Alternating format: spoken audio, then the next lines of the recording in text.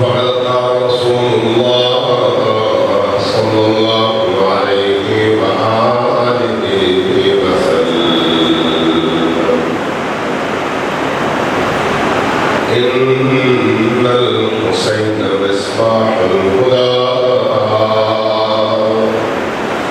وسفينة النجاة.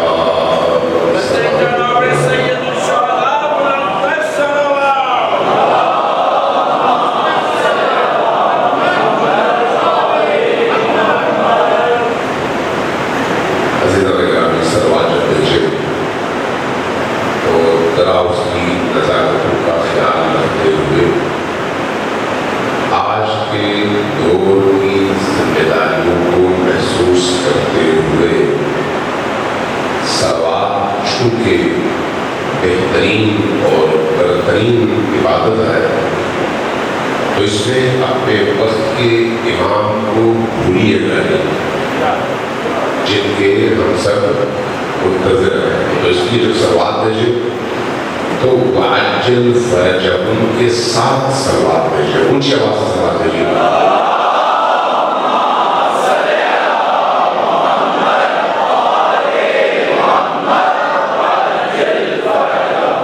یہ صرف آج کی مجلس کے لیے نہیں ہے. یہ جب آپ گھر میں ہو, جب آپ گاڑی میں ہو, جب آپ سفر میں ہو, جب آپ آفس سے گھر اور گھر سے آفس جا رہے ہو, دکان پہ جا رہے ہو, اپنی زبان کو اور اپنی روح کو درود سے معطر کرتے رہے تاکہ آپ کا دل آل محمد پر درود کے ذریعے سے زندہ بھی رہے اور متصل بھی رہے. سلام بھیجیے.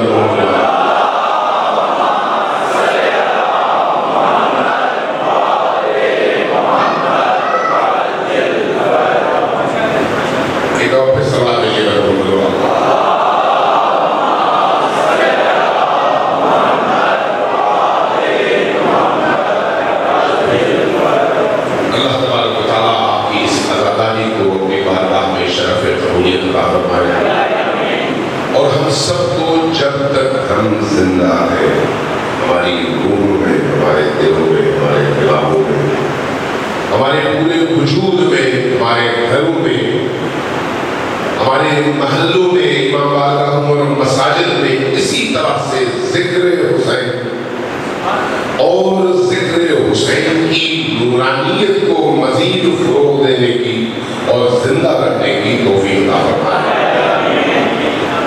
عزیزوں, یہ جو ذکر حسین ہے یہ بڑی عجیب عبادت ہے, بڑی عجیب عبادت. عبادات کی بڑی لمبی فہرست ہے اور اگر ان تمام فہرستوں کو ایک دفعہ ذہن سے گزاریں تو آپ محسوس کریں گے کہ ذکر حسین اور سید الشہداء علیہ السلام سے آپ کے دلوں کا جڑنا ایک ایسی عبادت ہے جو باقی تمام عبادتوں کی نسبت آپ کے اندر حیات اور آپ کے اندر ایک احساس ذمہ داری پیدا کرنے کا باعث بنتی ہے. جو آزادی ہے یہ انسان کو شعور عطا کرتی ہے. یہ آزادی انسان کی عقل کے دروازوں کو کھولتی ہے. یہ آزادی انسان کے اندر کے اس اصل انسان کو جینے کا طریقہ سکھاتی ہے. یہ آزادی صرف رسم اور صرف ایک روٹین کی عبادت نہیں ہے. جب کبھی آپ اس طرح کی کسی عبادت گاہ میں جمع ہو کر حسین کے تذکرے کے ذریعے سے کچھ آنسو بہا کر اپنی روح کو حسین ابن علی سے جوڑتے ہیں, آپ اپنے اندر ایک نئی حیات اور زندگی محسوس کرتے ہیں. یہ جو ذکر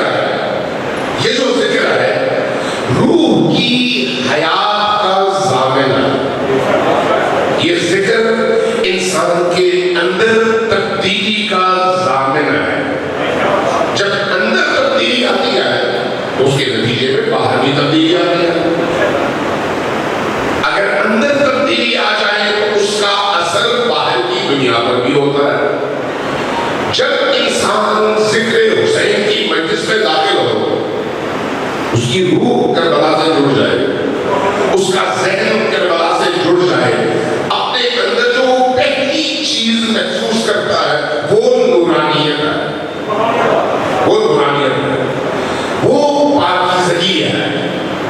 پہلی جو چیز اپنے اندر محسوس کرتا ہے وہ اندر کی تاریکی کا ظاہر ہونا ہے. پہلی چیز جو محسوس کرتا ہے وہ اندر کے اضطراب کا خاتمہ اور اطمینان کا حصول ہے. یہ جو عبادت ہے یہ اس وجہ سے روح کی غذا ہے، روح کی غذا.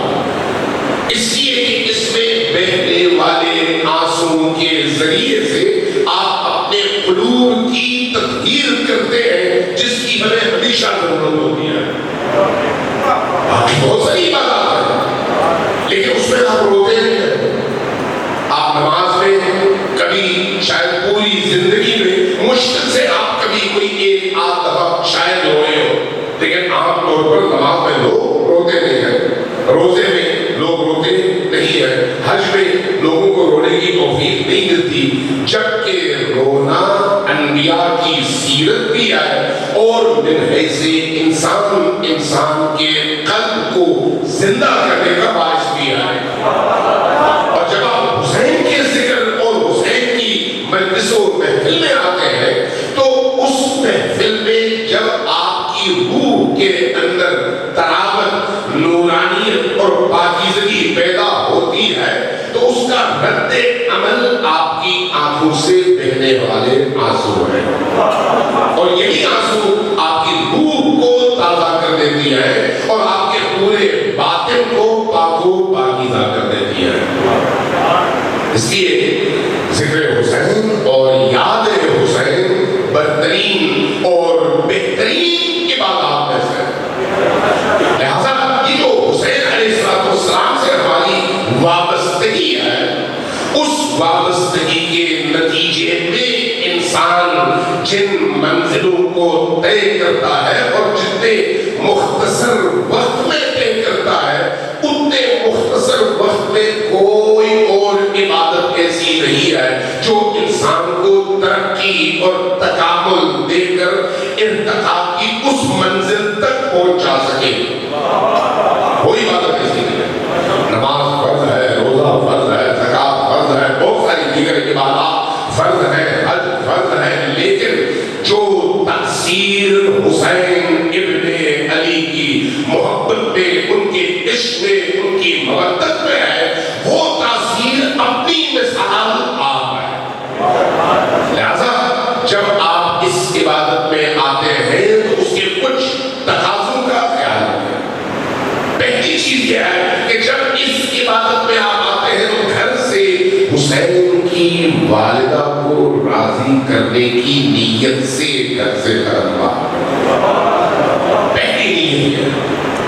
اس کے بعد دوسرا قدم اپنے آپ کو پاکیزہ کر کے گھر سے نکلیں، وضو کر کے پاکیزہ اور صاف کپڑے پہن کر. اور جب آپ مجلس حسین میں داخل ہو تو یہ سمجھ لیجئے کہ آپ کا رابطہ حسین ابن علی علیہ السلام سے ہونے والا ہے.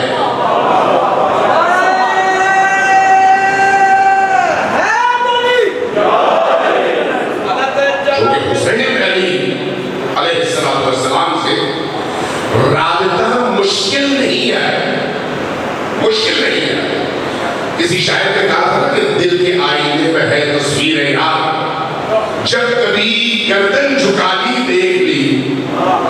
تو حسین ابن علی سے رابطے کے لیے پاپڑ بیلنے کی ضرورت نہیں ہے. آنکھیں بند کیجیے اور حسین کی بارگاہ میں صلی اللہ علیہ یا ابا عبداللہ الحسین کہہ کر ایک سلام بھیجیے. آپ اپنے اندر حسین کو محسوس کریں گے. یہی احساس آپ کو ترقی دیتا ہے. یہی تصور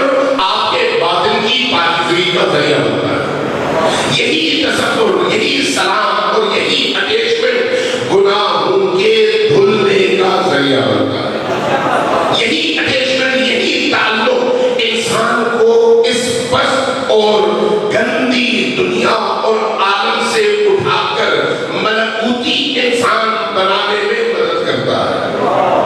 آسان ہے اس کا اور شارٹ کٹ ہے. یہ ذہن میں رکھیے گا. شارٹ کٹ کا مطلب نہیں ہے، یہ نہیں ہے کہ آپ باقی فرض عبادات کو چھوڑ دیں. یہ نہیں ہے کرنا. تمام عبادتیں آپ کو عروج عطا کرتی ہیں. تمام عبادتیں آپ کی ترقی کا باعث بنتی ہیں.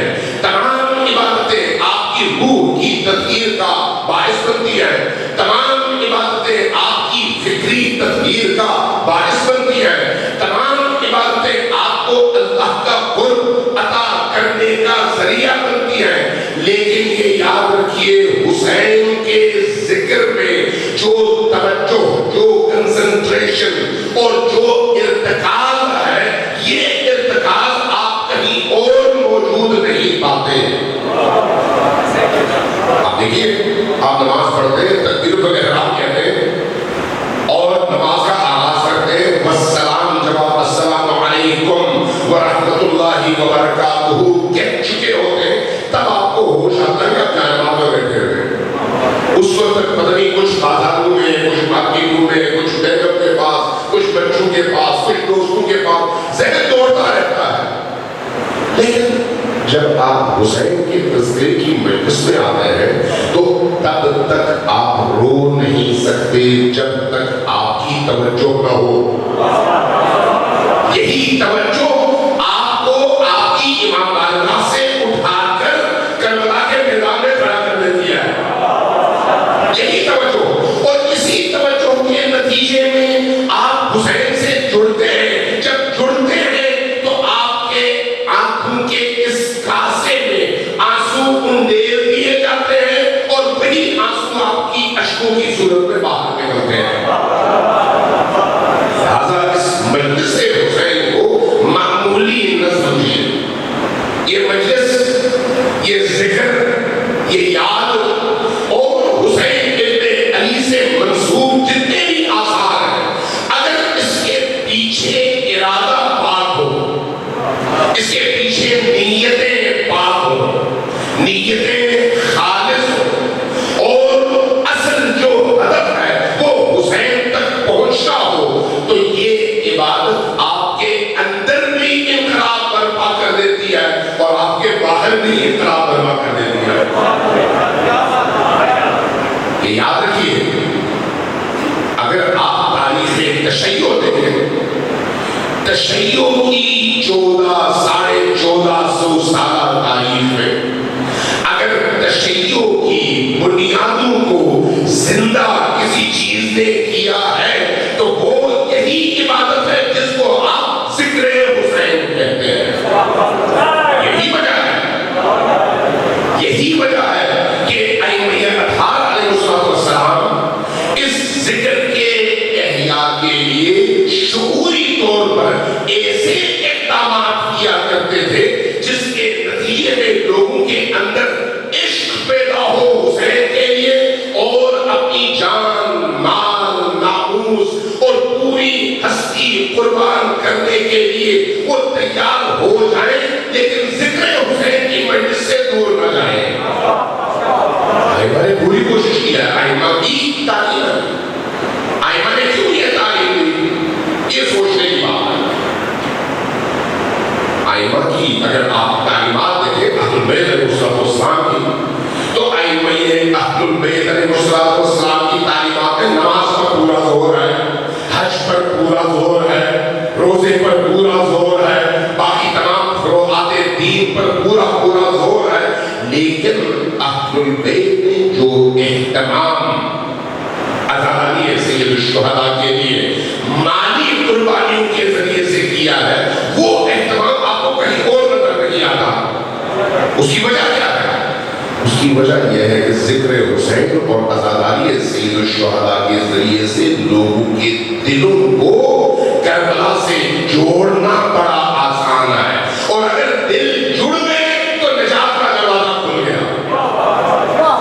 دل جڑ گئے تو نجات کا دروازہ کھل گیا.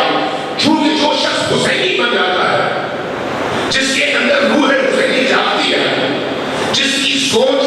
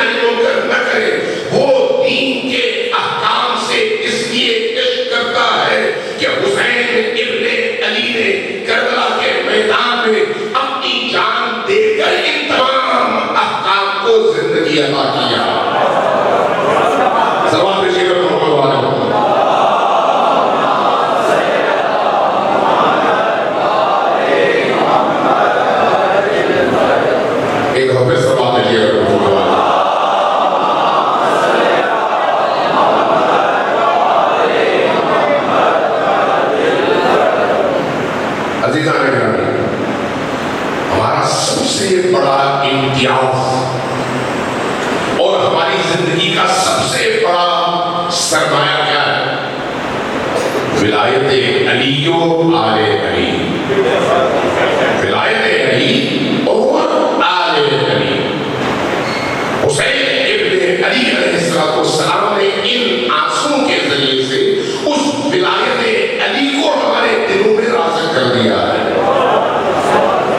آج اگر ولایت علی زندہ ہے، آج اگر ہماری اذانوں میں اشہد ان علی ولی اللہ زندہ ہے، اگر آج ہم دنیا کے سامنے ولایت علی کا نعرہ بلند کرتے ہیں تو اس کے پیچھے بنیادی طور پر جو سب سے بڑی طاقت ہے وہ یہی عشق اور یہی عزا ہے۔ کیوں؟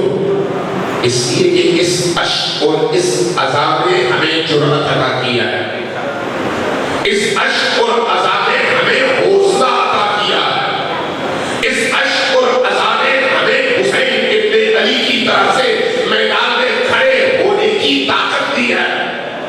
اسی عشق اور اسی عزا نے ہمیں کربلا کے 6 ماہ سے لے کر 90 سالہ بزرگ تک کی سیرت کو ہماری نگاہوں میں زندہ کر کے ہم پر اتمام حجت کر دی ہے کہ اب جہاں جہاں یزیدیت سر اٹھائے وہاں پر حسین کا اگر ایک بھی سپاہی کھڑا ہو تو وہ علم حسین گرنے نہیں دے گا۔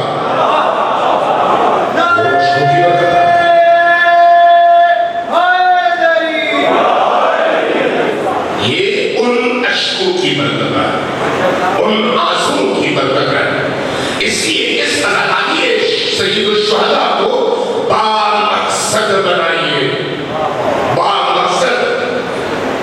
اگر یہ ازاداری سید الشہداء ہماری زندگی کی مقصدیت میں تبدیلی لے کر آ جائے تو آپ کی انفرادی زندگی سے لے کر اجتماعی زندگی تک آپ کا ہر عمل اپنا رخ چینج کر لے گا اور آپ بالکل ممتاز اور نمایاں ہو جائیں گے۔ اس کی بنیاد یہی ازاداری ہے سید الشہداء۔ میرے حلقے میں اہل سنت علماء کرام بہت زیادہ ہے اور میرا اٹھنا بیٹھنا ان کے ساتھ بہت زیادہ ہے۔ کئی دفعہ کئی اس طرح کی میٹنگز اور اندازوں میں جب اس طرح کا کوئی تذکرہ ہوتا ہے جس میں وہ کہتے ہیں ہماری قوم سوئی ہوئی ہے، ہم کہتے ہیں وہ مانتے نہیں ہیں، وہ اٹھتے نہیں ہیں، یہ ہو جاتا ہے، وہ ہو جاتا ہے، یہ ظلم ہے، وہ ظلم ہے، تو میں ان سے کہا کرتا ہوں عموماً، اور اس بات کو تسلیم بھی کرتے ہیں کہ آپ کو پتہ ہے کہ آپ کی مشکل کیا ہے؟ کہتے نہیں، تو میں جواب کہتا ہوں کہ چونکہ آپ کے پاس کربلا نہیں ہے، آپ کے پاس کربلا نہیں ہے۔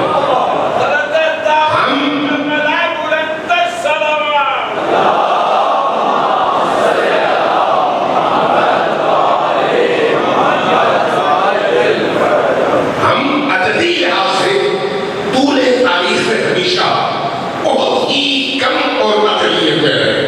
قلت ہمارا آغاز ہوا ہے خانہ فاطمہ الزہرا سے، رسول اللہ کے گھر سے۔ رسول اللہ کے بعد خانہ فاطمہ میں فاطمہ الزہرا صلی اللہ علیہ کے گھر میں جتنے لوگ تھے ان کی تعداد دیکھیں اور ان کے مقابلے میں جتنے لوگ تھے ان کی تعداد دیکھیں۔ ذرا تصور کریں، آج بیت فاطمہ میں موجود افراد کی تعداد گنیں گے تو ان 2 ہاتھوں کی انگلیوں سے جب آپ گننا شروع کر دیں گے تو وہ تعداد ختم ہو جائے گی، انگلیاں بچ جائیں گی۔ اتنی قلیل تعداد، اتنی کم تعداد۔ پھر کیا ہوا کہ زمانے کے گزرنے کے ساتھ ساتھ ایسا کیا ہوا جس کی وجہ سے وہ جو محدود تعداد خانہ فاطمہ میں تھی کربلا میں 72 تک پہنچی اور آج لاکھوں نہیں کروڑوں کی تعداد میں پوری دنیا میں موجود ہے۔ وہ کیا ہوا؟ وہ شعور کی دولت ہے، عقل کی دولت ہے۔ ائمہ اہل بیت علیہ السلام کی تعلیمات آپ کی عقلوں کو کھولنے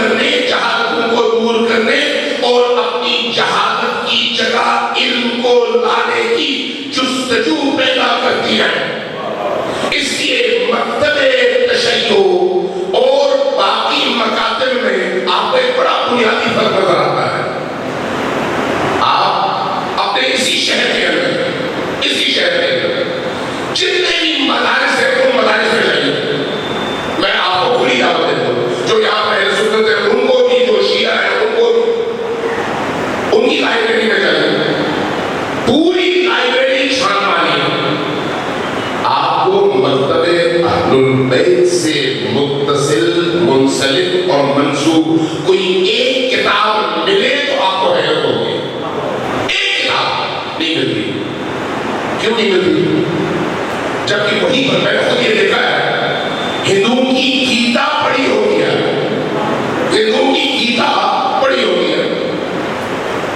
عیسائیوں کی اور یہودیوں کی تورات اور انجیل میں نے ان لائبریریز میں دیکھی ہے، لیکن وہاں پر اصول کافی نہیں ملے گی آپ کو. نقش بلاغہ آپ کو نہیں ملے گا. تفسیر قرآن پر اتنی بڑی بڑی کتابیں موجود ہیں، کوئی ایک کتاب آپ کو نہیں ملے گی.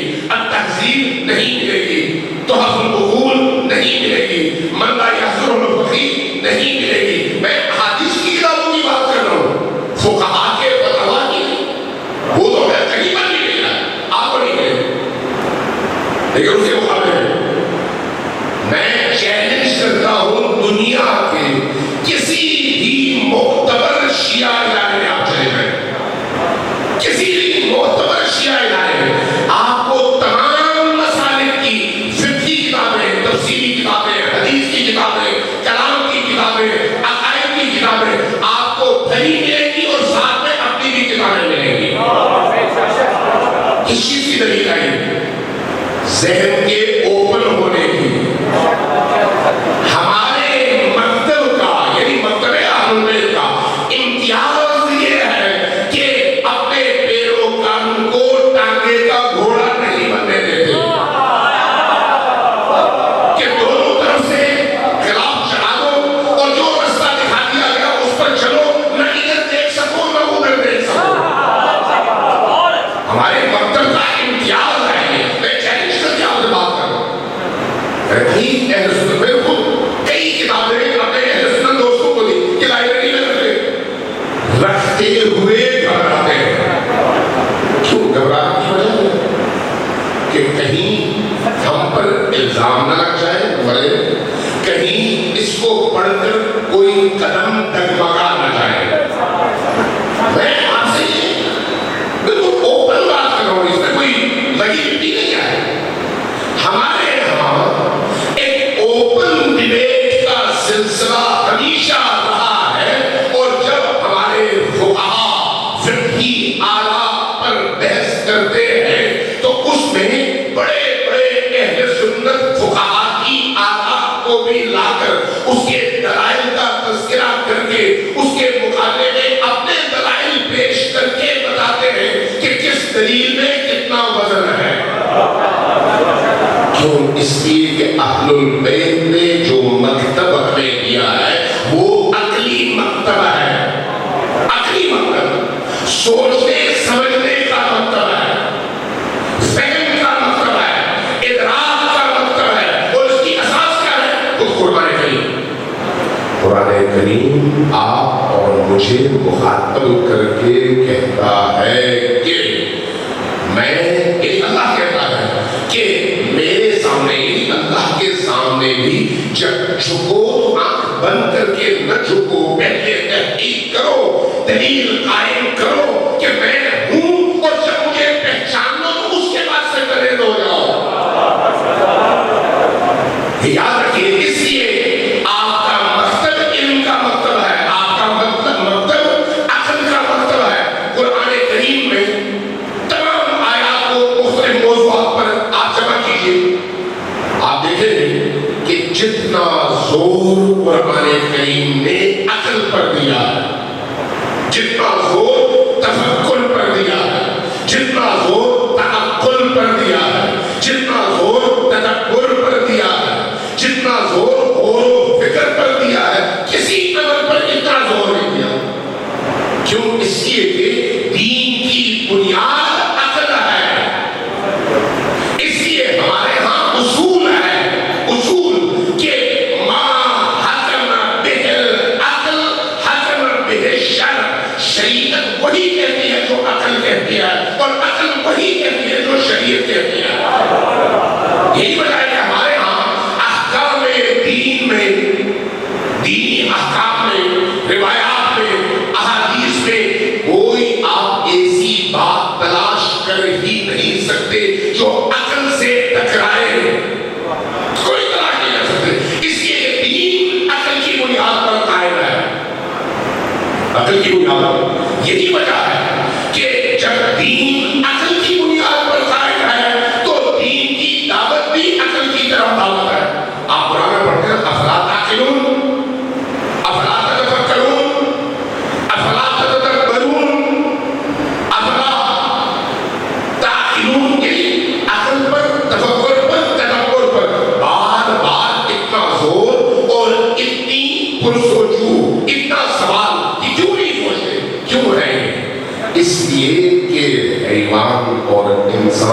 کے درمیان ما بہل امتیاز، یعنی جو چیز ان کو دو الگ الگ حصوں میں بانٹتی ہے وہ یہ جسم نہیں ہے، عقل ہے۔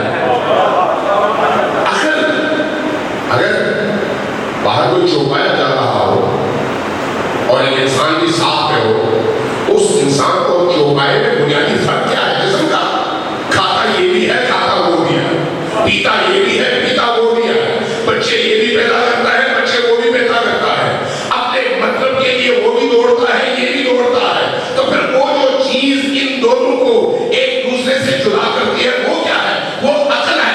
انسان عقل کے استعمال کے نتیجے میں حق اور باطل کو الگ الگ کرنے کی صلاحیت رکھتا ہے اور حیوان یہ صلاحیت نہیں رکھتا۔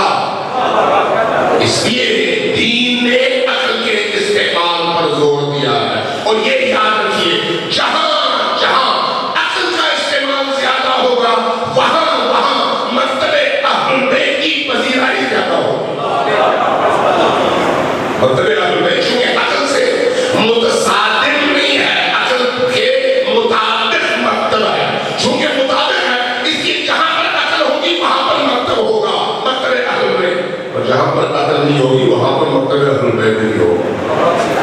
اس لیے ہمارے ہر کام، ہر فعل اور ہر عبادت کے اندر عقل بھی موجود ہے اور دلیل بھی موجود ہے۔ اس لیے ہم کہتے ہیں کہ سوچ سمجھ کر انتخاب کرو، جس بھی رستے کا انتخاب کرو اس کی تمہارے پاس دلیل ہونی چاہیے۔ ازالیہ سید الشہداء وہ عمل ہے، وہ عمل جس کے پیچھے عقل ہے، جس کے پیچھے دانش ہے، جس کے پیچھے تدبر اور تفکر ہے۔ اس لیے کہ جب یہ عزاداری شروع ہوئی تو عزاداری کے شروع کرنے کے پیچھے جو فلسفہ کار فرما تھا وہ یہ ہے کہ جب آپ ایک عزادار کے دل کو ان ہستیوں سے جوڑتے ہیں تو پھر دل کے جڑنے کے بعد اور عقل اس کو تسلیم کرنے کے ہاں یہ اللہ کی برگزیدہ ہستی ہے، تو پھر اس کے بعد میدان عمل میں چاہے کوئی سختی کوئی بھی امتحان آئے، ایسا انسان نہ اس رستے کو چھوڑتا ہے اور نہ ان پیشواؤں کو ترک کرتا ہے۔ اس کے لیے عقل بھی چاہیے اور دل بھی چاہیے۔ سب بات ہے کہ میں محمد عالم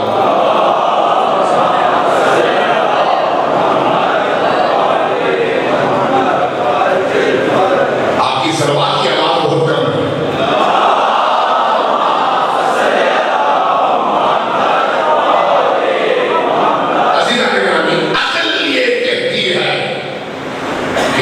نبی کے بعد کسی کو اتنی بڑی اسلامی ریاست کا حاکم ہونا چاہیے۔ عقل کہتی ہے، عقل یہ کہتی ہے کہ جس اللہ نے نبی بھیجا وہی اللہ حاکم کا بھی تعین کرے۔ عقل کہتی ہے کہ اگر نبی جا رہے ہیں تو اپنی مسند خالی چھوڑ کر لوگوں کو آپس میں جھگڑنے کا موقع نہیں دینا چاہیے۔ عقل کہتی ہے، ذرا سوچیے، ہم پڑھتے ہیں مرتبہ تشیع اور مرتبہ اہل سنت میں جو بنیادی فرق نظر آتا ہے وہ کیا ہے؟ وہ امامت اور خلافت کا ہے۔ امامت کا نظریہ یہ ہے کہ امامت اللہ کی طرف سے مدیحت کردہ ہوتا ہے، الہی ہوتا ہے، اور ہمارے اہل سنت بھائیوں کا کیا ہے؟ خلافت۔ خلافت کیا ہے؟ بقول کے عوام پر چھوڑ دیا گیا ہے، مسلمانوں پر چھوڑ دیا گیا ہے، جس کو چاہو جیسے چاہو انتخاب کر لو، یہی سے سوال پیدا ہوتا ہے۔ ہم مانتے تھے حضرت ابو بکر کو آپ نے خلیفہ بنا دیا، ٹھیک ہے، بہت اچھی بات ہے، آپ نے قبول کر دیا، ٹھیک ہے۔ اس کی بیس کیا ہے؟ نبی نے کسی کو جانشین بنایا یا نہیں بنایا؟ نہیں بنایا۔ چونکہ نبی نے کسی کو جانشین نہیں بنایا اس لیے لوگوں نے آپس کے اختلاف کے باوجود ایک شخص کا انتخاب کر لیا اور خلیفہ بنا لیا۔ ہم آمنا و استسلمنا کہتے ہیں، تسلیم کرتے ہیں۔ سوال یہ ہے کہ جب نبی نے کسی کو نہیں بنایا تو یہ نبی کی سنت ہوئی، پھر اس کے بعد خلیفہ اول نے دوسرے کو خود اپنی مرضی سے کیوں بنایا؟ یہ سنت رسول پر عمل ہے یا سنت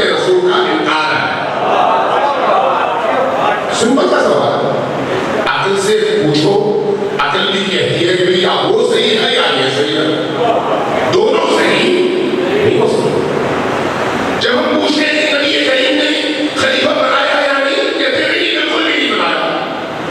آخری وقت تک ہم کہتے ہیں کہ نبی کریم زور لگاتے رہے کہ آؤ میں لکھ کر دوں، وہ سب سے نہیں آتا، لیکن ہمارے دوست احباب کہتے ہیں نہیں، نبی کریم نے ایسا کچھ بھی نہیں کیا۔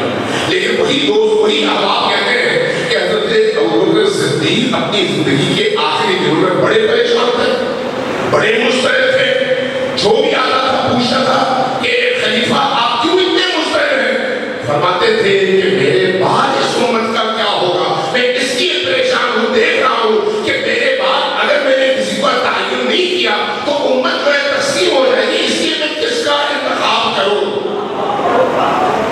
رسول کریم کو کوئی فکر نہیں تھی، حضرت ابوبکر کو بہت فکر تھی۔ اب دو سوال پیدا ہوتے ہیں، یا رسول کریم کو نہیں معلوم تھا، یا حضرت ابوبکر جو سوچ رہے تھے وہ کچھ اور تھا۔ جواب کہاں سے ملے گا؟ آپ روایت کو چھوڑ دیں، تاریخ کو چھوڑ دیں، عقل کیا کہتی ہے؟ عقل کہتی ہے کہ یا رسول کریم کی سنت درست ہے یا پھر حضرت ابوبکر کی سنت درست ہے۔ یہ جو تاریخ اسلام ہے، تاریخ اسلام کو پڑھنے کی اور سمجھنے کی ضرورت ہے۔ کربلا کو اگر ہم سمجھنا چاہیں تو ہمیں پوری تاریخ کو ایک دفعہ کنگالنا پڑتا ہے۔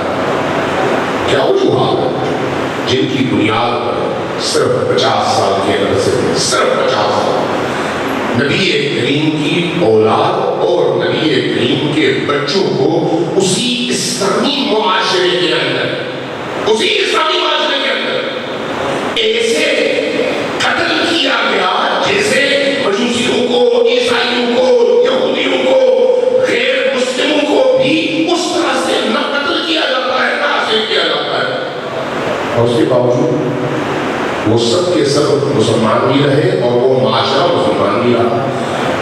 کون سے ایسے عوامل ہیں جن کی بنیاد پر لوگ نبی کے دین کا کلمہ پڑھنے کے باوجود صرف 50 سال کے عرصے میں نبی سے اتنا دور ہوئے کہ آپ کے تمام بچوں کو قتل کر کے بھی وہ مسلمان رہے؟ اتنا بڑا سوال ہے، کون جواب دے گا اس کا؟ سب سے پہلے عقل، اس کے بعد نقل کی طرف جائیں گے، اس کے بعد آپ جائیں گے احادیث کی طرف، اس کے بعد آپ جائیں گے قرآن کی طرف اور تاریخ کی طرف۔ عقل سب سے پہلے یہ سوال کرتی ہے، ان معاملات میں تعصب جہالت ہے، چاہے کوئی شیعہ کرے، سنی کرے، تعصب سے ہٹ کر، جو یہ جو معاملہ ہے یہ جنت اور جہنم کا معاملہ ہے۔ اگر ہم درست راستے پر چلیں گے تو نبی کی شفاعت نصیب ہوگی، اور اگر غلط راستے پر چلیں گے تو نبی کی شفاعت سے بھی محروم ہوں گے اور دین، دنیا اور آخرت دونوں سے ہم محروم ہو جائیں گے۔ اس لیے ہمیں سوچنے کی ضرورت ہے اور دوسروں کو سوچنے پر مجبور کرنے کی ضرورت ہے۔ سوال ہے یہ بتاؤں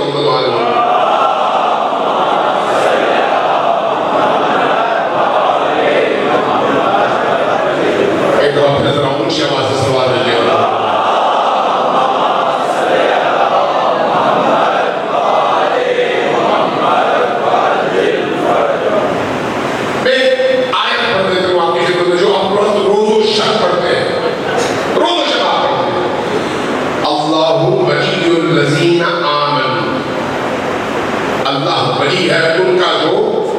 ایمان لائے۔ یہ کون سی آیت ہے؟ آپ سب کو ازبر ہے، کون سی آیت ہے؟ آیت الکرسی۔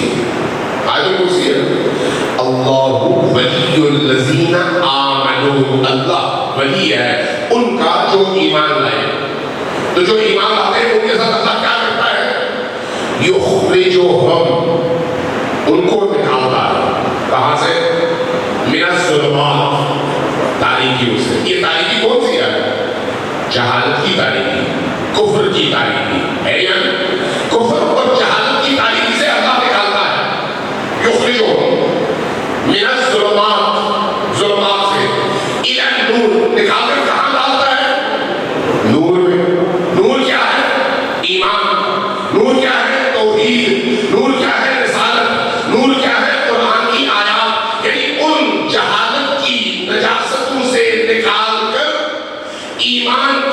روشنی میں ڈال دیتا ہے کس کو؟ جو ایمان لاتے ہیں. جو ایمان لاتے ہیں وہ نور میں پہنچ جاتے ہیں. جو لوگ کفر میں ہوتے ہیں وہ کہاں پر ہوتے ہیں؟ وہ کہاں پر ہوتے ہیں؟ وہ تاریکی میں، جہالت کی تاریکی میں، کفر کی تاریکی میں. قرآن کی آیت نہیں کہہ رہے اللہ ولی الذین آمنوا یخرجہم من الظلمات الی النور. ظلمات سے، تاریکیوں سے جہاں پر ہوتے ایمان لانے کے بعد ان کو نکال کر نور کی وادیوں میں ڈال دیتا ہے اللہ. والذین کفروا، اور جو لوگ کفر کرتے ہیں، اولیاءہم الطاغوت، جو کفر کرتے ہیں ان کا ایک ولی ہوتا مسلمانوں کی طرح سے، ان کے کئی ولی ہوتے ہیں. اور صرف کئی ولی نہیں ہوتے بلکہ ان کا ہر ولی طاغوت ہوتا ہے. اولیاءہم الطاغوت، ان کے تمام اولیاء، ان کے تمام صاحبان، ان کے تمام مالک، ان کے تمام حکمران، ان کے تمام ماننے والے وہ طاغوت ہیں چونکہ اللہ کے مقابلے میں، اللہ اور اللہ کے مقابلے میں طاغوت دو قوتیں ہیں. والذین کفروا، جنہوں نے کفر کیا، اولیاءہم الطاغوت، ان کے اولیاء طاغوت ہیں. وہ طاغوت کیا کرتے ہیں؟ یخرجونہم، وہ طاغوت اپنے ان پیروکاروں کو نکالتے ہیں. کہاں سے؟ من النور، نور سے. اور کہاں پھینکتے ہیں؟ ظلمتوں میں، الی الظلمات. اب ایک سوال ہے، ایک سوال ہے، یہ جو اولیاء جن کے طاغوت ہیں، کیوں اولیاء ان کے طاغوت ہیں؟ اس لیے کہ انہوں نے کفر کیا. تو جس نے کفر کیا وہ نور میں کب ہوتا ہے؟ وہ تو تاریکی میں ہوتا ہے آلریڈی. قرآن کیا کہتا ہے؟ ان کو نور سے نکالتا ہے. کیا نکالتے ہیں؟ نور سے نکال کر تاریکی میں پھینک دیتے ہیں. کون؟ وہ طواغی، ظالم حکمران، ظالم امام، ظالم آقا، وہ کفر سے نکالتے ہیں. یہ کون سا کفر ہے؟ جو کہ کفر تو تاریکی میں ہوتا ہے. یہاں پر ارشاد فرمایا جا رہا ہے کہ یہ کافر یا یہ کفر کرنے والے تاریکی میں نہیں، روشنی میں تھے، نور میں تھے. اس نور سے نکال کر طاغوت نے کفر کی وادیوں میں، تاریکیوں میں پھینکا. والذین کفروا اولیاءہم الطاغوت یخرجونہم من النور الی الظلمات، نور سے نکالا ظلمتوں میں پھینکا. یہ کون سے کافر ہیں جو نور میں تھے؟ سوال ہے، بہت بڑا سوال ہے. آپ کسی اپنے دوست سے پوچھ لیجیے گا، مجھے یہ بات بتاؤ بھائی، کفر یعنی تاریکی، قرآن میں تو یہ کافر تو نور میں تھے. یہ کون سے کافر ہیں جو نور میں تھے اور غلط معبود، غلط پیشوا، غلط حکمران، غلط لوگوں کے پیچھے چلنے کے بعد اس نور سے نکل گئے؟ جواب آپ کو نہیں ملے گا. جواب کہاں ملے گا؟ صادق آل محمد کے مقبرے. جواب وہاں سے ملے گا. صادق آل محمد یہاں پر فرمائیں گے کہ جب ایک شخص لا الہ الا اللہ کہتا ہے تو نور میں داخل ہوتا ہے. جب ایک شخص محمد الرسول اللہ کہتا ہے کہ نور میں کامل طور پر نہاتا ہے. لیکن جب ایک وقت ایسا آتا ہے کہ اس کے سامنے علی کی ولایت رکھی جائے اور علی کی ولایت کا اگر وہ انکار کر دے تو پھر جس کا انکار کرے گا وہ اگر اللہ کا ولی ہے تو پھر یہ ولایت علی کی ولایت نہیں ہے، یہ ولایت نبی کی ولایت ہے، یہ ولایت اللہ کی ولایت ہے. ایک شخص جب علی کی ولایت کا انکار کرتا ہے تو یہ علی کی ولایت کا انکار نہیں کرتا، یہ خدا کی ولایت کا انکار کرتا ہے. اور جو شخص اللہ کی ولایت کا انکار علی کی ولایت کا انکار کر کے کرتا ہے، چونکہ پہلے اس نے اللہ کو قبول کیا تھا اس لیے نور میں آ گیا تھا، اب اس کے نتیجے میں، اس انکار کے نتیجے میں وہ اس نور سے نکالا جاتا ہے اور جہالت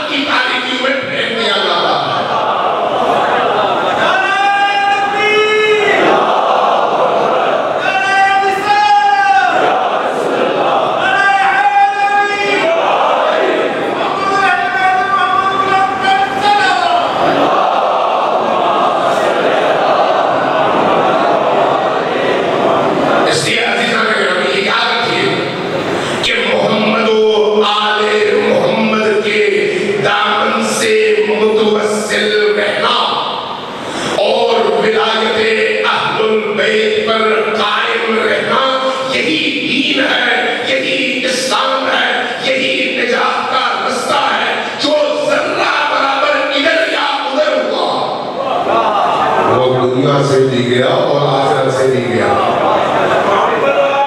علی کی ولایت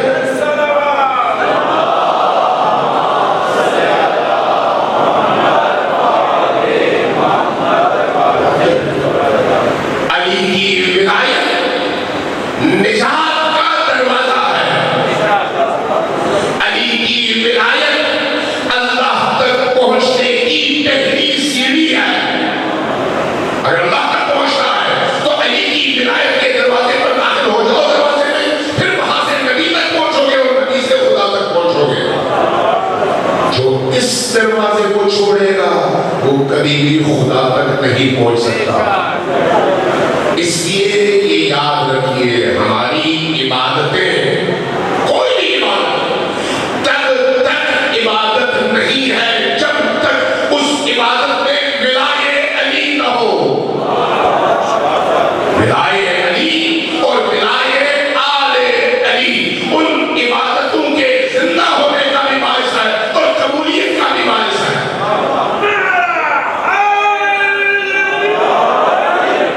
اس لیے نماز, روزہ, زکات اس کی مقدار پر کبھی بھی نہ جائیے.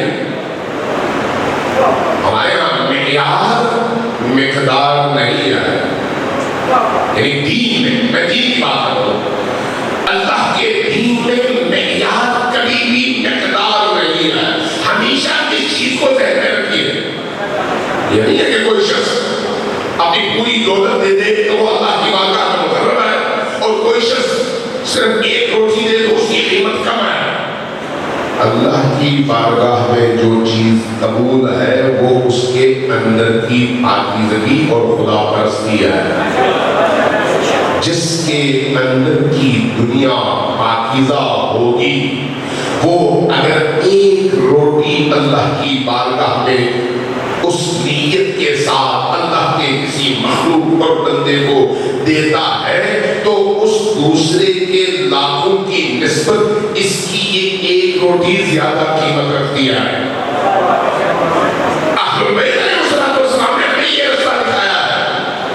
عمل کے معیارات اس کی مقدار نہیں ہے بلکہ تمہارا اخلاص ہے, تمہاری خدا پرستی ہے, تمہارا اہل بیت علیہ السلام کی ولایت کے اندر داخل ہونا ہے. اگر یہ ہے تو کم بھی اس بارگاہ میں قبول ہے, یہ نہیں ہے تو زیادہ بھی مردود ہے اور رد ہے. اس لیے ہمیشہ اس چیز کو پیش نظر رکھیے. میں عزاداری کی طرف, ہماری عزاداریوں میں بھی عام طور پر ہم بعض اوقات خود پرستی کا شکار ہو جاتے ہیں. بعض اوقات ہم یہ سمجھتے ہیں کہ بہت لوگ آئے تو اللہ کی بارگاہ میں قبول ہوگی, کم لوگ آئے تو قبول نہیں ہوگی. نہیں, معیار کبھی بھی ہے بہت گریا ہو گیا تو قبول ہوگی, گریا نہ ہوا تو قبول نہیں ہوگی. معیار یہ نہیں ہے. معیار آپ کے اندر کی نیت ہے, آپ کے اندر کا اخلاص ہے, آپ کے اندر کی پاکیزگی ہے. صرف ایک بندہ بیٹھا ہوا ہو, صرف ایک بندہ, اور پڑھنے والا بھی ایک بندہ ہو. اگر اخلاص کے ساتھ پڑھا جائے اور اخلاص کے ساتھ سنا جائے اور اس کے بعد اپنے مولا تک پہنچا جائے تو یہ ایک بندے کی مجلس 1,00,000 بندوں کی مجلس پر فوقیت رکھتی ہے. کیونکہ اس بارگاہ میں مقدار دیکھی نہیں جاتی, روح دیکھی جاتی ہے. عمل کی روح کیا ہے؟ ایک واقعہ سنا دیتا ہوں, بات بالکل واضح ہو گئی. سلوات دیکھیے بندوں کو.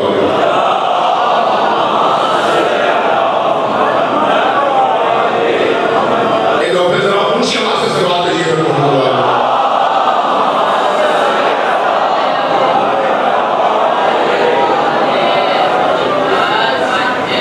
جب امام صادق علیہ السلام کی شہادت ہوئی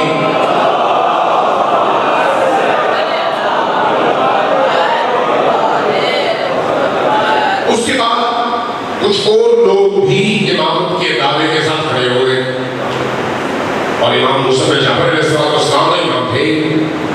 مختلف جگہوں میں خبر پہنچی. ان جگہوں میں سے ایک جگہ نیشابور ہے. جب آپ مشرق تشریف لے جاتے ہیں امام رضا علیہ السلام کی زیارت کے لیے تو آپ کو بتایا جاتا ہے کہ نیشابور کوئی 150 کلومیٹر 120 کلومیٹر شہر ہے، وہاں پر امام رضا علیہ السلام کی قدم گاہ، اور بالعموم زائرین اس قدم گاہ کی زیارت کے لیے بھی تشریف لے جاتے ہیں اور بوسہ لے کے زیارت کر کے واپس آتے ہیں۔ جب آپ نیشابور میں داخل ہوتے ہیں تو ابتدا میں ایک بہت بڑا چوک ہے، چورنی جس کو کہتے ہیں، اور اس کے درمیان میں ایک مزار ہے۔ وہ مزار ایک خاتون کا ہے، تاریخ میں اس خاتون کا نام لکھا ہے ام شقیقہ۔ کیا؟ ام شقیقہ۔ آج بھی وہ مزار زائرین کے لیے اٹریکشن کا باعث ہے، دور دور سے لوگ آتے ہیں، زیارت کرتے ہیں، دعا مانگتے ہیں، دعائیں قبول ہوتی ہیں۔ یہ کون ہے ام شقیقہ؟ جب امام صادق علیہ السلام کی شہادت ہوئی اور اس کے بعد امام موسیٰ بن جعفر علیہ السلام بعنوان امام سامنے آئے تو مختلف لوگوں کے اندر شکوک و شبہات پیدا ہوئے کیے گئے۔ نیشابور کے یہ مومنین بھی انہیں شکوک و شبہات کا شکار ہوئے۔ اب ان کے پاس خمس کا مال تھا اور انہیں دینا تھا امام کو، پریشان ہے کہ کیا کریں۔ بزرگوں نے آپس میں مشورہ کیا، اس نتیجے تک پہنچے کہ ہم مل کر کچھ سوالات بنا لیتے ہیں اور چلتے ہیں مدینہ اور پوچھتے ہیں، اگر امام نے سب کے جوابات درست دے دیے تو ہم سمجھ جائیں کہ وہی امام ہے، تو امام کا مال ان تک پہنچا دیں گے۔ سوالات مرتب ہوئے، ترتیب سے لکھے گئے اور یہ سارا مال جمع کیا گیا۔ جو خمس کا مال تھا، جو امام کا حق تھا، اونٹوں پر لادا گیا، اونٹوں پر، خچروں پر، گھوڑوں پر۔ قافلہ نکلنے والا تھا شہر سے، پیچھے سے بوڑھی سی خاتون لاٹھی ٹیکتے ہوئے تیز تیز چل کر آئی اور کہا قافلے والوں ذرا رک جاؤ، میرے پاس بھی ایک امانت ہے۔ قافلہ رک گیا، یہ خاتون قریب آئی، ایک کوٹھی کھولی، اس میں 4 انڈے، 5 درہم اور ایک کپڑا ہوتا ہے 1 گز کا تقریباً، ٹوٹل یہ امانت ہے۔ کہا کہ میرے پاس اور کچھ نہیں ہے، لیکن میں چاہوں یہ اپنے وقت کے امام کی بارگاہ میں پیش کروں، جب تم مدینہ جاؤ تو میری طرف سے یہ تحفہ امام کی بارگاہ میں پیش کرو۔ انہوں نے وہ لے لیا، چل پڑے، مدینہ پہنچے، امام کی بارگاہ میں حاضر ہوئے۔ جب سب بیٹھ گئے تو بجائے اس کے کہ یہ لوگ سوال کرتے، امام نے پوچھا کہ یہ بتاؤ کہ جو تم سوالات لکھ کر لائے ہو وہ تم خود پڑھو گے یا میں خود سوال بیان کروں اور پھر ہر سوال کا جواب بھی دوں گا؟ جواب یہ فرمایا تو نیشابور سے آئے ہوئے قافلے کے یہ لوگ، ان کے اندر تجسس پیدا ہوا، عرض کیا کہ مولا جب آپ معلوم ہے کہ ہم کیا لکھ کر لائے ہیں تو پھر ہم کیا پڑھیں، آپ کو بیان کیجیے۔ اب پرچی ان کے اپنے ہاتھ میں ہے، امام نے ایک ایک کر کے سوالات بیان کیے اور ہر سوال کا جواب دیا۔ جب تمام سوالات ختم ہوئے تو سب نے ایک گواہی دی کہ رسول اللہ آپ ہی ہمارے امام ہیں اور ہم پر آپ کی اطاعت واجب ہے۔ اور اس کے بعد پھر جتنا سامان تھا سارا زمین پر اتارا۔ اتارنے کے بعد جب رخصت ہونے لگے تو امام نے پوچھا وہ جو بوڑھی خاتون نے تمہیں ایک چھوٹی سی پوٹلی دی تھی وہ کہاں؟ گئے ڈھونڈا، نکال کے لیا۔ امام نے فرمایا ذرا یہی کرو، اندر تشریف لے گئے۔ اندر سے جب واپس باہر آئے تو آپ کے ہاتھ میں ایک چھوٹا سا پیکٹ ہے۔ یہ پیکٹ کاروان کے سالار کو دیا اور فرمایا کہ جب تم واپس نیشابور پہنچ جاؤ تو جس دن تم پہنچو گے اس کے بعد 17 دن تک یہ خاتون زندہ رہے گی۔ ذرا سوچیے، 17 دن یہ خاتون زندہ رہے گی۔ میری طرف سے ایک پیکٹ لے جا کے ہماری اس محب خاتون کو دینا۔ اس میں کیا ہے؟ فرمایا اس میں چند چیزیں ہیں۔ ایک میری والدہ کی قمیض ہے، اس خاتون سے کہنا کہ اپنی وصیت کرے کہ جب اس کا انتقال ہو جائے تو کفن کے اوپر یہ قمیض پہنا دی جائے تاکہ قبر کے فشار سے اس کو نجات مل جائے اور وہ آسودہ رہے۔ اور دوسرا فرمایا اس کے اندر 17 درہم ہے، اس خاتون سے کہنا کہ جب تک تم زندہ ہو اس پہ خرچ کرو، اور جب تمہاری موت کا وقت آئے جو میں نے تمہیں بتایا ہے کہ خان نے، تو اس سے پہلے وصیت کر جانا تاکہ ان 17 درہموں میں سے جو تمہارے تجہیز، تدفین، تغسیل، کفن، دفن، جنازہ، نیاز وغیرہ جو کچھ خرچ ہوتا ہے اس میں باقی جو پیسے بچتے ہیں اس میں سے یہ خرچ کیا جائے، یعنی امام دے رہے ہیں۔ اور اس کے بعد ایک جملہ فرمایا، میں اس خاتون سے کہنا کہ جب میں آؤں، جب جنازہ تیار ہو جائے تو وصیت کرنا کہ تمہارا جنازہ کوئی نہ پڑھائے۔ اب وہ کیوں؟ فرمایا میں خود مدینہ سے آؤں گا جنازہ پڑھانے کے لیے۔ اور ہوا ایسے، ایک سوال ہے جو اللہ سے گزرتا، جو کاروان اونٹوں کے ساتھ لدا ہوا مال لے کے گیا ہے، اس میں سے کسی چیز کا کوئی سوال امام نہیں فرماتے، لیکن اس چھوٹے سے چھوٹی سی پوٹلی کے بارے میں سوال بھی کرتے ہیں اور یہ رد عمل بھی دیتے ہیں۔ وجہ کیا ہے؟ امام کی نگاہ میں اس خاتون کے اندر کا ایمان اہم ہے، اس کے اندر کا اخلاص اہم ہے، لہذا عمل چاہے جتنا بھی چھوٹا ہو، اگر آپ کا اخلاص بڑا ہے تو جتنا آپ کا اخلاص بڑا ہے آپ کا عمل اتنا ہی بابرکت ہو جاتا ہے۔ لہذا ولایت علی اور ولایت اہل البیت علیہ السلام کے نتیجے میں انسان کے اندر کی دنیا جب پاکیزہ ہونے لگتی ہے تو جتنی پاکیزگی آتی ہے اتنا اخلاص بڑھتا ہے، اتنا اخلاص بڑھتا ہے۔ اس لیے جب آپ زیارت پڑھتے ہیں، جب آپ زیارت عاشورہ پڑھتے ہیں، زیارت جامعہ پڑھتے ہیں یا کوئی اور زیارت، جب آپ امام حسین علیہ السلام کی زیارت پڑھتے ہیں تو کیا کہتے ہیں؟ آپ کہتے ہیں انی سلم لمن سالمکم، یہ میں آپ کے لیے خصوصی طور پر رکھتا ہوں، انی سلم لمن سالمکم وحرب لمن حاربکم۔ کیا مطلب ہے اس کا؟ مولا حسین میری اس سے دوستی ہے جس کی آپ سے دوستی ہے۔ یہاں گواہی دیتے ہیں جس کی بات کرتے ہیں اپنے مولا کی بات کرتے ہیں، لیکن سوال یہ ہے جب یہ زیارت پڑھ کر آپ باہر نکلتے ہیں تو کیا عملی زندگی میں بھی ایسا ہے؟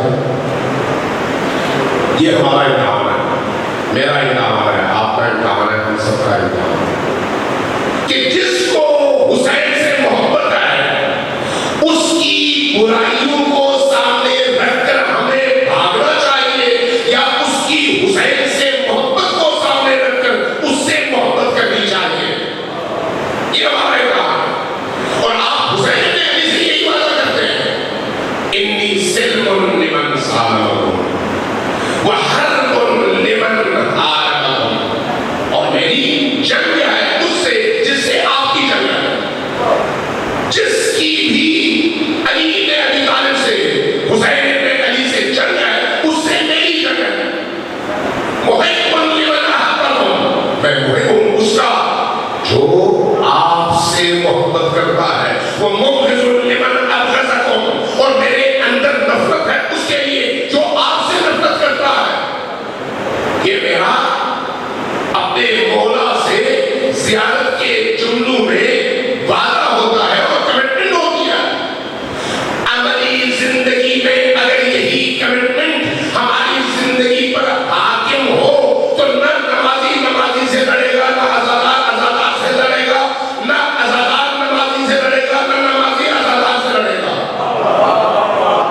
جہاں لڑائی ہے، جہاں اختلاف ہے، وہاں اگر اختلاف ہے تو اس اختلاف کی وجہ ائمہ اہل البیت سے محبت نہیں ہے بلکہ اپنی دنیا سے محبت ہے۔ اس لیے یہ بات یاد رکھیے، عزاداری سید الشہداء جوڑتی ہے، توڑتی نہیں ہے۔ عبادت آپ کو جوڑتی ہے، توڑتی نہیں ہے۔ ولایت آپ کو جوڑتی ہے، توڑتی نہیں ہے۔ مودت آپ کو جوڑنے کا باعث ہے، توڑنے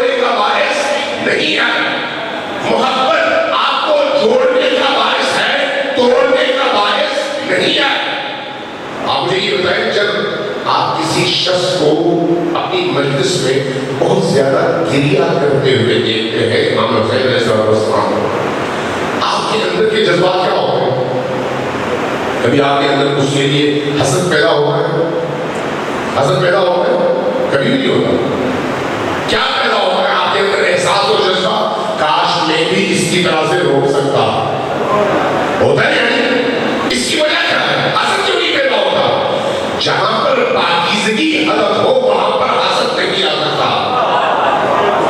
لیکن حسد کہاں پر پیدا ہوتا ہے؟ جہاں پر نجاست آئے گی، جہاں پر خدا پرستی کی جگہ نفس پرستی آئے گی. اس لیے امام بارگاہوں کے درمیان مقابلے نہ کروائیں، مجالس کے درمیان مقابلے نہ کروائیں، تشیع کے مختلف گروہوں کے درمیان مقابلے نہ کروائیں. اختلاف ڈالنے والوں کو اپنی صفوں سے نکال کر باہر کریں.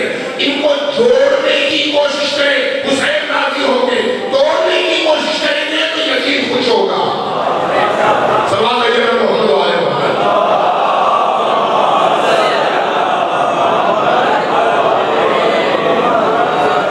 ایک ہم پھر سوال ہے کہ محمد والے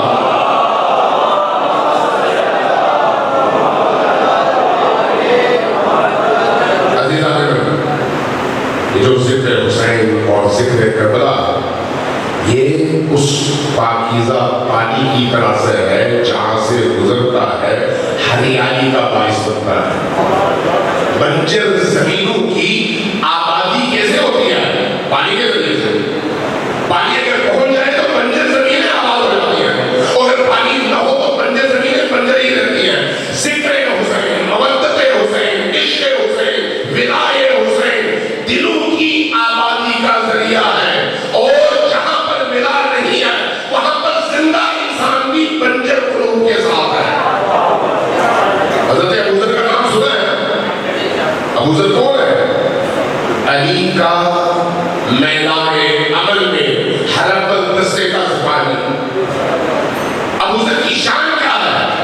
علی کے دشمنوں کے مقابلے میں حق کوئی، حق بات کرنا، خاطر میں نہ لگانے کون ہے کون نہیں ہے. جو بھی ہے اگر علی کا دشمن ہے، خدا کا مخالف ہے، تو اس کے بارے میں زبان کھولنا اور بیان کرنا، باطل کے مقابلے میں خاموشی نہیں. اس ابوذر کی زندگی کا آپ مطالعہ کریں، آپ کو اندازہ ہوگا کہ کیسی شاہکار ہستی ہے. ابوذر کبھی کہیں مختلف شہروں میں ان کو ہمیشہ شہر بدل کیا جاتا ہے. کیوں؟ اس کی مدینہ ابوذر کی سچائی کو برداشت کرنے کی قابلیت نہیں رکھتا. ابوذر اتنا سچا انسان ہے، اس کی سچائی کافی ہے. اس کی سچائی جھوٹوں کے خلاف ایک بہت بڑا محاذ کھڑا کر دیا. ابوذر کو شہر بدل کیا گیا، مدینہ سے بھیجا گیا شام. خط لکھا مدینے سے شام کے امیر کو کہ ابوذر نے یہاں پر ہماری نام میں درج کر رکھا ہے، میں بھیج رہا ہوں، اس کو واپس سنبھالو. کہا ٹھیک ہے بھیج دو. ابوذر کو بھیجا گیا. یہ علی کا مولائی ہے.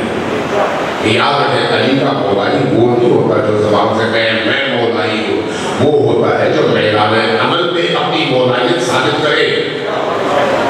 عمل شرط اول ہے. ابوذر امیر المؤمنین کے غلام، امیر المؤمنین کے شاگرد، امیر المؤمنین کے مولائی. ان کو اونٹ پر سوار کیا گیا اور اونٹ کا پالان نہیں ہے، بڑے پالان. آپ میں سے کسی نے اونٹ پر سواری کی ہے اس کو محسوس ہوگا 10 منٹ اگر آپ پالان کے بغیر اونٹ کے اوپر بیٹھیں گے تو آپ کی رانیں جواب دے جاتی ہیں، اتنے جھٹکے پڑتے ہیں. ابوذر کو سوار کیا گیا اونٹ کے اوپر اور مدینہ سے روانہ کیا گیا شام. دمشق تک پہنچے تو تاریخ نے لکھا ہے کہ ابوذر کے رانوں کا گوشت گل چکا تھا. رانوں کا گوشت گل چکا تھا. جرم کیا تھا؟ علی کی محبت اور علی کی ولایت کا دفاع. جرم یہ جب مدینہ پہنچے، جب دمشق پہنچے، ابوذر ہے، ابوذر تو کون ہو سکتا ہے؟ مدینہ والے نہ رو سکے تو شام والے کیسے ہو گئے؟ لہذا ابو ذر کی زبان چلتی رہی اور تلوار بجلی کی طرح سے لوگوں کے سروں پر پڑتی رہی. نتیجتاً شام والے بھی تنگ آ گئے. انہوں نے کہا کہ ابو ذر کو ایسے علاقے میں ہم بھیج دیتے ہیں جہاں پر موسا کوئی جاننے والا ہو نہ پہچاننے والا ہو, تاکہ اکیلے میں وہاں پر جو کرنا چاہے کرتا ہے, ہمیں کوئی پریشانی نہ ہو. وہاں سے ابو ذر کو دوبارہ دمشق سے شہر بدل کر دیا گیا. جو لوگ علی اور آل علی کی راہ میں میدان عمل میں کھڑے ہوتے ہیں, ان کی قسمت ہوتی ہے, ذہن میں رکھو. جو لوگ علی اور آل علی کی راہ میں کھڑے ہوتے ہیں جیلوں سے پریشان نہیں ہوتے. اگر پریشان ہو تو آل علی میں سپاہی نہیں آئے. آل علی آپ کو حوصلہ سکھاتے ہیں, جوانمردی سکھاتے ہیں, استقامت سکھاتے ہیں, میدان میں کھڑے ہونے کا طریقہ بتاتے ہیں. ابو ذر کو دوبارہ دمشق سے بھی شہر بدل کیا گیا. کہاں؟ آج کی دنیا میں, آج کے نقشے کے مطابق فلسطین کے سرحد پر ایک علاقہ ہے بال بد, اس کو کہتے ہیں بال بد. وہاں پر بھیج دیا گیا, دور ترین مقام. دمشق سے اتنے فاصلے پر پہاڑی علاقہ, پہنچنا بھی بڑا مشکل ہے. اس زمانے میں آج کی یہ شاہراہیں تو نہیں تھی, جہاز کرنا آج کی شاہراہیں. اتنے دور مقام پر بھیج دیا گیا. ابو ذر وہاں پر پہنچے. وہاں پر پہنچنے کے بعد ابو ذر نے کیا کیا؟ وہاں پر بھی علی کی ولایت کے بیان کا سلسلہ ایک لمحے نہیں روکا, بیان کرتے رہے. اور نتیجہ یہ ہوا کہ بالبد کی سرزمین میں نوجوانوں, مرد و زن کے دلوں میں علی کی محبت و ولایت کا بیج بوتے رہے. اور اس بیج کی فصل, توجہ چاہیے آپ کی, اس بیج کی فصل آج حزب اللہ کہلاتی ہے. آج کون ہے اس کا بانی, بیج ڈالنے والا؟ ابو ذر. کہاں؟ بالبد کی سرزمین میں. جب علی کی محبت کا بیج اس بنجر سرزمین میں ابو ذر بوتے ہیں اور علی کی ولایت کا پانی اس میں ملتا ہے, تو جو نسل جنم لیتی ہے وہ آج کی دنیا میں تمام استقبالی طاقتوں کے مقابلے میں پوری طاقت کے ساتھ کھڑی ہوتی ہے اور اعلان کرتی ہے کہ ہم علی و فاطمہ کے بیٹے ہیں. وہ نسل کہاں سے آئی؟ ابو ذر کی مولائیت کا نتیجہ. جس زمین میں آپ علی کی ولایت کا بیج بوئے ہیں, وہاں پر فصل ایسی اگے گی. عزاداری سید الشہداء اس والے سے بہترین وہ پلیٹ فارم ہے جہاں پر آپ پاکیزگی کے ساتھ یہ فصل اگا سکتے ہیں. سلام علیکم محمد اللہ.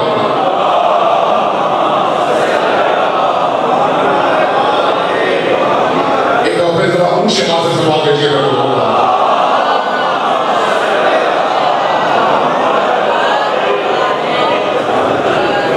اسے یاد رکھیے, آزاداری ہے سید الشہداء پر کوئی کمپرومائز نہیں کرنا, کوئی کمپرومائز نہیں.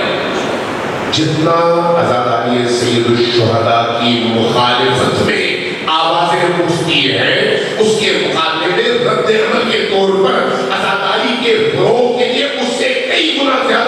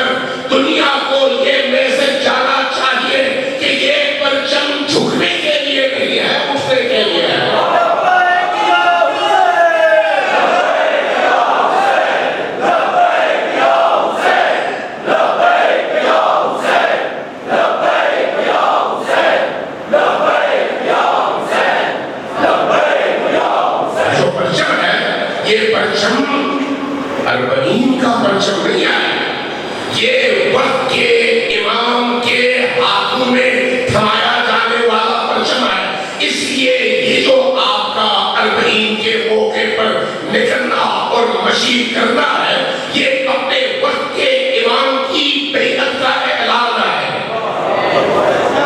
اور یہ ہمارے ایمان کا حصہ ہے۔ جتنا ہمیں دبایا جائے گا اتنا ہم پوری قوت کے ساتھ اٹھیں گے۔ سلام دیجیے محمد علیہ۔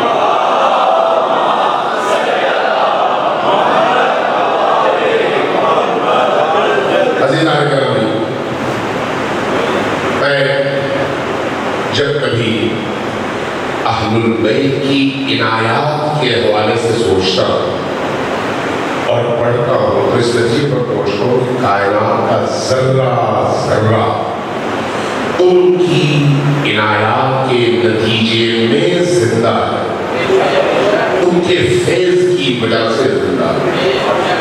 جو کچھ آپ کو ملتا ہے وہ ان کا فیض ہے۔ یہ جو آپ یہاں تشریف لائے، بعض اوقات ہم بڑی غلطفہمی کا شکار ہو جاتے ہیں، ہم کہتے ہیں بالا ہمیں روزی دے، رزق دے، ہمارے رزق میں اضافہ کرو، اور جب یہ رزق اور روزی کی بات آتی ہے تو ہم یہ سوچتے ہیں کہ روٹی روزی ہے، کھانا روزی ہے، پیسہ روزی ہے، زمین روزی ہے، ہم یہ سمجھتے ہیں۔ نہیں، ایسا نہیں ہے، صرف یہ روزی نہیں ہے، آپ کی رگوں میں بہنے والے ہر قطرے خون کو روزی کہا جاتا ہے۔ یہ جو آپ کی سانسیں ہیں یہ آپ کی روزی ہے، یہ جو آپ کے دل میں علی کی محبت اور عشق ہے یہ روزی ہے، یہ رزق ہے، اتنی بڑی رزق ہے، بڑا رزق ہے یہ اللہ کی طرف سے۔ اس لیے رزق اور روزی صرف کھانے کی حد تک نہیں آئے، بلکہ آپ کا نظریہ، آپ کا عقیدہ، حسین سے وابستگی، علی کی ولایت سے وابستگی، یہ ساری چیزیں اللہ کی طرف سے دی گئی روزی ہے۔ یاد رکھیے کہ کائنات کا ذرہ ذرہ انہی کا کھاتا ہے۔ جب ایسا ہے تو پھر ہمیں توجہ اور شعور کے ساتھ ان کے رستے کا انتخاب کرنا ہے۔ وہ اس دنیا میں بھی روزی دیتے ہیں اور اس دنیا میں بھی دیتے ہیں۔ اس دنیا میں میں صادق آل محمد کی ایک حدیث آپ کو سنا کے اسی پر ختم کرتا ہوں، یہی مسائل سمجھے۔ عزیزان گرامی، اہل البیت کو اپنی زندگی میں کوئی جگہ ہے، کہ میں آپ سے ہر دوست حبیب، ہر اپنے بزرگ اور جوان سے یہ گزارش کروں گا، اپنی عملی زندگی میں کہیں نہ کہیں اہل البیت کو آپ جگہ دیں جو آپ کی زندگی کا حصہ بنے۔ آپ کی زندگی کا حصہ کیسے بنے؟ صبح سے شام تک سب کو اگر نہیں یاد کر سکتے، کسی ایک ہستی سے اپنا دل جوڑ دیں۔ خصوصی طور پر دو ہستیاں ایسی ہیں جن کی رحمت کے دروازے باقی تمام دروازوں سے زیادہ وسیع ہیں۔ وہ دو ہستیاں کون ہیں؟ ایک فاطمہ الزہرا ہے اور دوسرے حسین ابن علی ہے۔ یہ دو ہستیاں اپنی زندگی میں ان سے وابستہ ہو جائیں، خصوصی طور پر حضرت زہرا سلام اللہ علیہ جو بیوی ہے، دو عالم سے وابستگی ہے، یہ وابستگی انسان کو فرش سے عرش تک پہنچا دیتی ہے۔ بہت عظیم دروازہ ہے ان کا، بہت وسیع دروازہ ہے، چونکہ رحمت خدا کا دروازہ ہے۔ امام صادق علیہ السلام فرماتے ہیں کہ جب محشر برپا ہوگا تو نبی کریم صلی اللہ علیہ وآلہ وسلم ایک دفعہ جب اہل محشر کو دیکھیں گے کہ بہت بڑی تعداد میں لوگ رو رہے ہیں اور پریشان ہیں، کون ہو گئے؟ مسلمان امتی، فرمائیں گے کہ بیٹی فاطمہ کہاں؟ بیٹی فاطمہ کہاں؟ آؤ میری امت کے ان گناہگاروں کی شفاعت کرو۔ جب یہ فرمائیں گے اہل محشر روتے ہوئے تجسس سے آنکھیں کھول کر دیکھتے رہے گا، اچانک آواز آئے گی، ہاتھ پہ ٹیکے گی، کہا جائے گا اے اہل محشر اپنی نگاہیں جھکا لو، نبی کی بیٹی تشریف لا رہی ہے۔ جب نگاہیں جھک جائیں گی تو امام فرماتے ہیں کہ 70,000 فرشتوں کی جرمٹ میں بی بی زمین پر تشریف لائیں گی۔ نبی کریم کی بات آخر کھڑی ہو جائے گی، نبی کریم کی نگاہ جیسے ہی پڑے گی، پوچھیں گے بیٹی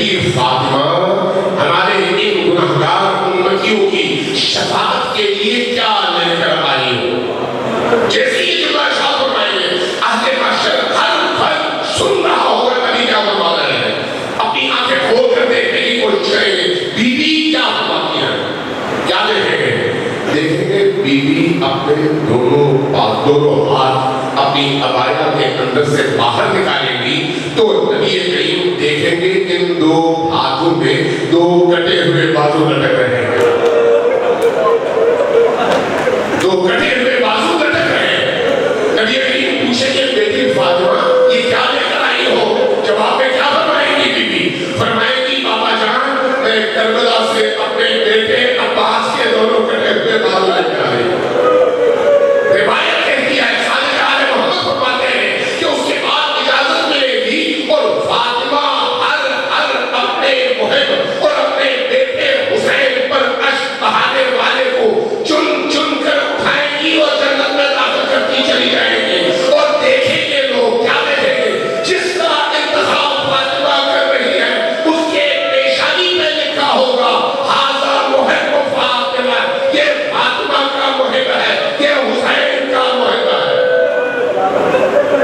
وہ بارگاہ اور اس بارگاہ میں حضرت عباس کے بازو کی یہ قیمت، اس لیے یاد رکھیے شہدائے کربلا کا ہر فرد اللہ کی بارگاہ میں بہت اعلیٰ مقام رکھتا ہے۔ اس لیے عباس اردال کو باب الحوائج کہا گیا، باب الحوائج حاجات کی قبولیت کا دروازہ۔ اس لیے جب عباس اردال کو یاد کریں تو ان کے بعد پھر حسین کے دروازے پر جائیں۔ اس لیے روایت میں ہے کہ جب زیارت کے لیے جاؤ تو پہلے عباس کی بارگاہ میں جاؤ اور اس کے بعد پھر حسین کی بارگاہ میں جاؤ، اس لیے کہ عباس حسین کا دروازہ ہے۔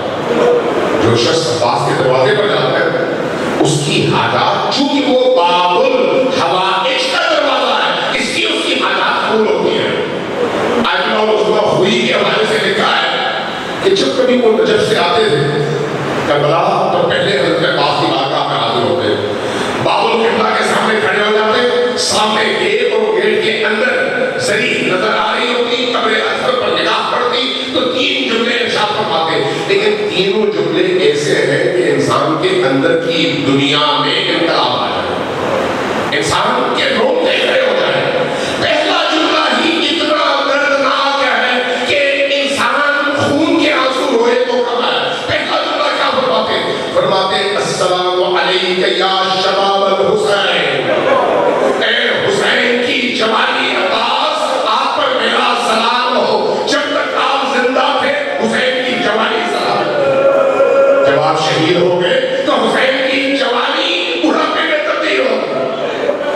اگلا جملہ پچھلے جملے سے زیادہ طاقتور اور دردناک جملہ ہے، غیرت مندوں کے لیے اور زیادہ دردناک۔ کیا فرماتے السلام علیک یا حجاز